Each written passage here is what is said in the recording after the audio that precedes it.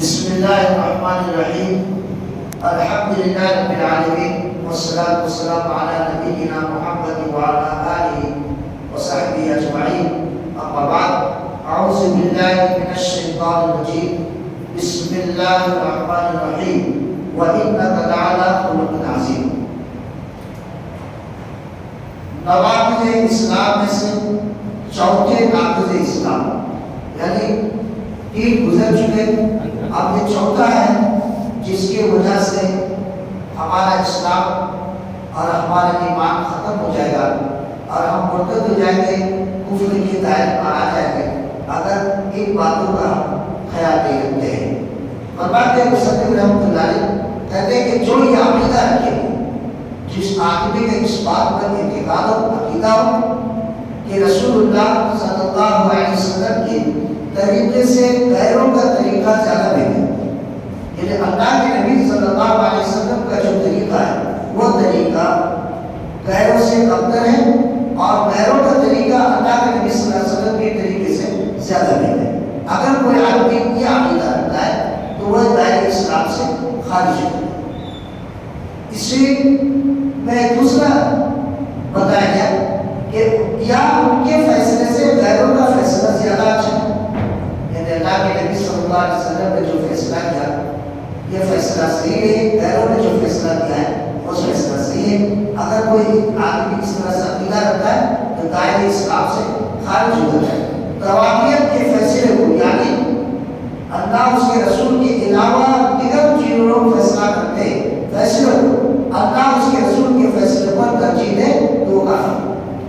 اللہ کے رسول اللہ کو عزت اور اللہ کے نبی صلی اللہ علیہ وسلم کسی بات کا فیصلہ دیا ہے، اس کو وہ مکمل نہ سمجھ کر کے غیروں کے فیصلوں کو برا مانے اور کہتے ہیں اللہ کے نبی صلی اللہ علیہ وسلم کا فیصلہ غلط ہے اور غیروں کا فیصلہ صحیح ہے، تو یہ دائرۂ اسلام سے خارج ہو جاتا ہے۔ اس میں دو حصہ بیان کیا ہے۔ پہلا حصہ جو یہ عقیدہ رکھے کہ رسول اللہ صلی اللہ علیہ وسلم کے طریقے سے غیروں کا طریقہ زیادہ بہتر ہے، رسول اللہ صلی اللہ علیہ وسلم کی ہدایت سے، یعنی اللہ کے نبی صلی اللہ علیہ وسلم جو ہدایت دی ہے قرآن آپ کا وہ دین اور طریقہ ہے جسے آپ نے دعوت اللہ یعنی اللہ کی طرف بلانے کا جو طریقہ سکھایا ہے، تعلیم و تربیت کا جو طریقہ سکھایا ہے، اخلاقی امور کا جو طریقہ سکھایا ہے، امور اپنایا ہے، رسول اللہ صلی اللہ علیہ وسلم کا طریقہ سب سے افضل اور کامل ترین طریقہ ہے۔ اس پر ایمان رکھنا ہوگا۔ اگر کوئی آدمی اس میں شک کرتا ہے یا کہتا ہے کہ غیروں کا طریقہ اچھا ہے، اللہ کی طرف بلانے کا غیروں کا طریقہ اچھا ہے، تعلیم و تربیت کا طریقہ اللہ کے نبی صلی اللہ علیہ وسلم کے علاوہ غیروں کا طریقہ اچھا ہے، اور اسی طرح سے اللہ کے نبی صلی اللہ علیہ وسلم کا اخلاق سے بہتر غیروں کا اخلاق اچھا ہے، تو بھی وہ دائرۂ اسلام سے خارج ہو جاتا ہے۔ رسول اللہ صلی اللہ علیہ وسلم نے مسلم شریف کی ایک حدیث سے بیان فرماتے ہیں، ان خیر الکلام کلام اللہ وخیر الہدی ہدی محمد صلی اللہ علیہ وسلم۔ سب سے بہترین کلام اللہ کا کلام یعنی قرآن مجید ہے، اور سب سے بہترین طریقہ محمد صلی اللہ علیہ وسلم کا طریقہ یعنی احادیث رسول۔ اگر کوئی آدمی کہتا ہے کہ نہیں اللہ کے نبی صلی اللہ علیہ وسلم کے طریقے سے بہتر غیروں کا طریقہ ہے، تو پھر وہ آدمی دائرۂ اسلام سے خارج ہو جاتا ہے۔ لہٰذا آپ صلی اللہ علیہ وسلم کا طریقہ لوگوں سے معاملات نبھانے، مدعوین کے ساتھ برتاؤ کرنے سب سے زیادہ بہتر، یعنی اللہ کے نبی صلی اللہ علیہ وسلم کے ساتھ اچھے طریقے سے پیش آتے تھے، معاملات کرتے تھے اچھے طریقے سے کرتے تھے، دعوت لوگوں کو اللہ کی طرف بلانے کا طریقہ سب سے بہترین طریقہ اللہ کے نبی صلی اللہ علیہ وسلم کا طریقہ تھا۔ آپ لوگوں کے ساتھ ایسا طریقے سے معاملہ کرتے، انہیں اچھے ڈھنگ سے دعوت دیتے تھے، اچھے ڈھنگ سے، احسن طریقے سے اور مؤثر انداز میں اللہ کے نبی صلی اللہ علیہ وسلم دعوت دیتے تھے، جیسا کہ اللہ تعالیٰ نے قرآن مجید کے اندر ارشاد فرمایا وَإِنَّكَ لَعَلَىٰ خُلُقٍ عَظِيمٍ، اور بے شک آپ تو بڑے بلند اخلاق کو فائز ہیں، بہت ہی بلند اخلاق ہیں۔ اور ایک جگہ پر اللہ تعالیٰ نے بیان فرمایا فَبِمَا رَحْمَةٍ مِّنَ اللَّهِ لِنتَ لَهُمْ وَلَوْ كُنتَ فَظًّا غَلِيظَ الْقَلْبِ لَانفَضُّوا مِنْ حَوْلِكَ فَاعْفُ عَنْهُمْ وَاسْتَغْفِرْ لَهُمْ وَشَاوِرْهُمْ فِي الْأَمْرِ۔ سورہ العمران آیت نمبر 159۔ اللہ تعالیٰ کی رحمت کے باعث آپ پر رحم کے لیے اللہ تعالیٰ نے اپنے اپنی مہربانی سے اپنی رحمت سے آپ رحمت والے بنے. اور اگر آپ بد زبان ہوتے سخت دل والے ہوتے تو یہ سب آپ کے پاس چھڑ جاتے. اللہ کے نبی صلی اللہ علیہ وسلم اکیلے تناؤ اٹھنے کی سیاست دعوت تبلیغ کا کام اس اسلوب سے اس طریقے سے کیا کہ لوگ دھیرے دھیرے آپ کی طرف آنے لگے. اگر آپ کے اخلاق اچھے نہیں ہوتے, آپ کے زبان بد زبان ہوگی اور آپ سخت دل والے ہوتے تو یہ لوگ بھاگ جاتے. لیکن نہیں, 23 سال کی زندگی کے اندر اللہ کے نبی صلی اللہ علیہ وسلم نے اپنا اخلاق کو اپنی کتاب کا حصہ پیش کیا تو لوگ آگے دھیرے آپ کی طرف آنے لگے. یہ سب آپ کے پاس چڑھ جاتے. سو آپ ان سے درگزر کریں اور ان کے لیے استغفار کریں اور آپ کا مشورہ ان سے کیا کریں. یہ ہے آپ صلی اللہ علیہ وسلم کا اخلاق. آپ احسن طریقے سے لوگوں کو دین سکھاتے ہیں. تعلیم و تربیت میں آپ نے کبھی سخت کلام نہیں کرنا اور کچھ وہی بحث و غضب کا طریقہ کبھی ہٹ کر دیا تعلیم و تربیت میں. یہی وجہ ہے. ایک واقعہ سنیے, اللہ کے نبی صلی اللہ علیہ وسلم کا اخلاق دیکھیے. آپ صلی اللہ علیہ وسلم کے تعلیم دینے کا طریقہ سیکھیے. آپ صلی اللہ علیہ وسلم کس طرح سے تربیت دیا کرتے تھے لوگوں کو. کہتے ہیں کہ صحابہ ایک مرتبہ اللہ کے نبی صلی اللہ علیہ وسلم مسجد نبوی کے اندر بیٹھے ہوئے تھے. ایک دیہاتی آیا اور ایک گھوڑے میں پیشاب کرنے لگا. یہاں پر مسجد میں پیشاب کرنے لگا تو صحابہ کرام نے اسے ڈانٹ ڈپٹ کرنے کے لیے روکنے کی کوشش کی, روک دے. لیکن آپ صلی اللہ علیہ وسلم نے حکم دیا اسے چھوڑو, اسے چھوڑ دو, یہاں تو پانی کی میں بٹا کرتے. جبکہ اللہ کے نبی صلی اللہ علیہ وسلم اس صحابی کو آدمی کو پیشاب کرتے ہوئے دیکھا. صحابہ کرام گئے روکنے کے لیے. اللہ کے نبی صلی اللہ علیہ وسلم نے کہا کہ اسے چھوڑ دو پیشاب کرنے کے. یہاں تک وہ مکمل پیشاب کر کے فارغ ہو گیا. ہونے کے بعد جب وہ فارغ ہو گیا آپ کو آپ صلی اللہ علیہ وسلم نے اس پر ایک ڈول پانی ملنے کا حکم دیا. کہا کہ تھوڑا پانی پا کر اس کو صاف کرو. پھر اس دیہاتی کو بلا کر بلوایا, اپنے پاس بٹھایا, بڑے اخلاق سے بلوایا. یہ مسجد ایک کاموں کے لیے نہیں بنائی گئی. یہ مسجد میں اللہ کی عبادت ہوتی ہے یا گندگی پھیلانا کا کام نہیں کیا جاتا ہے, بلکہ اللہ کا ذکر اذکار کے لیے بنائی گئی. اس طرح سے بہترین اخلاق سے اس کی تربیت کی, اس کو تعلیم دی, دعوت دی اور اللہ کے نبی صلی اللہ علیہ وسلم نے بہترین اخلاق کا مظاہرہ کرایا. اس کے علاوہ اور بھی کئی واقعات ہیں جس میں آپ صلی اللہ علیہ وسلم نے لوگوں کو تعلیم دیتے وقت ایسے سلوک اور طریقے اختیار کروایا کرتے تھے.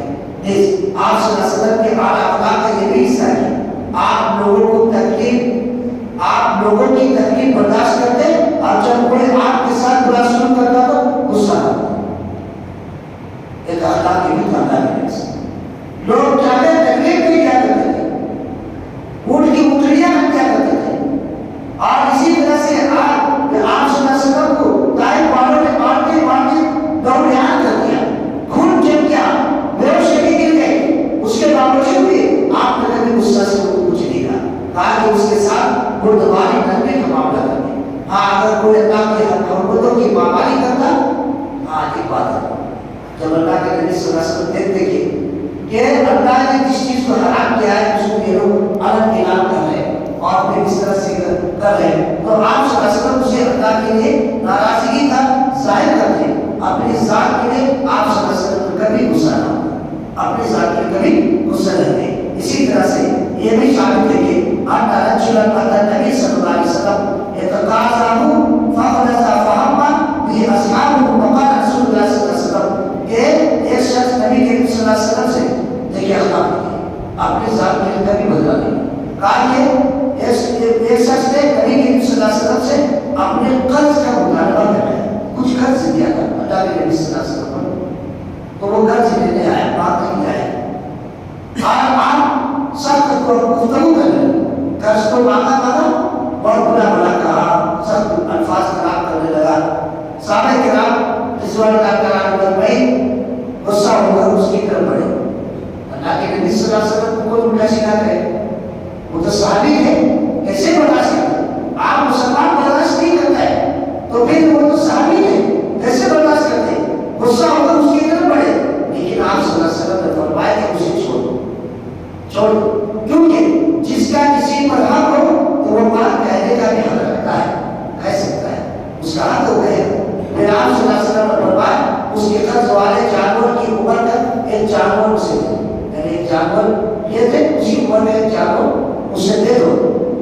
صحابہ کرام نے عرض کیا یا رسول اللہ صلی اللہ علیہ وسلم اس سے زیادہ عمر کا جانور تو موجود ہے، لیکن وہ جو اس عمر کا جانور ہے اس عمر کا جانور موجود نہیں، کیا کریں؟ آپ صلی اللہ علیہ وسلم نے فرمایا اسے وہی دے، زیادہ عمر والا ہے، کیونکہ تم میں سب سے اچھا آدمی وہ ہے جو دوسروں کا اچھی طرح ادا کرے، اچھی طرح سے ادا کرے۔ یہ اللہ کے نبی صلی اللہ علیہ وسلم کے اخلاق تھے۔ اسی طرح سے آپ صلی اللہ علیہ وسلم کا سلوک اپنے گھر والوں کے ساتھ بھی سب سے اچھا تھا، صرف باہر والوں سے نہیں، گھر والوں سے بھی۔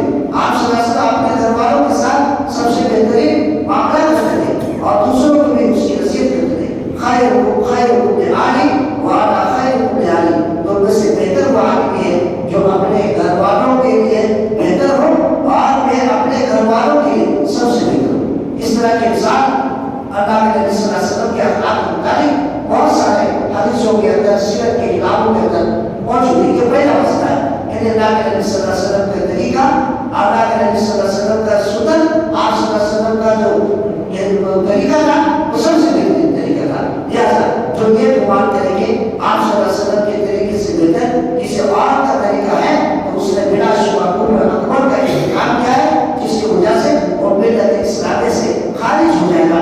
اگر کوئی آدمی یہ سوچتا ہے کہ اللہ کے نبی صلی اللہ علیہ وسلم سے بہتر طریقہ غیروں کا طریقہ ہے، اللہ کے نبی صلی اللہ علیہ وسلم کی بات سے بہتر دوسرے کی بات ہے، اگر اس بات کے اعتراف کرتا ہے تو پھر گویا کہ وہ کفر اکبر کی انتخاب کر دیتا ہے، اللہ اسلام سے خارج ہو جاتا ہے۔ اسے باب کے دوسرا حصہ انشاءاللہ کل بیان کیا جائے گا کہ پتہ چلا کہ اللہ کے نبی صلی اللہ علیہ وسلم کا طریقہ سب سے بہترین طریقہ ہے۔ اگر کوئی اس بات کو مانتا ہے تو پھر مسلمان ہے، اور اگر کوئی نہیں مانتا ہے تو پھر اسلام سے خارج ہو جاتا ہے۔ اللہ تعالیٰ سے دعا ہے اللہ تعالیٰ ہم سب کو اللہ کے نبی صلی اللہ علیہ وسلم کے طریقے کو دنیا کے سارے طریقوں سے بہتر ماننے اور اس کو ایمان کی دلیلیں اور اس پر عمل کی توفیق عطا فرمائے۔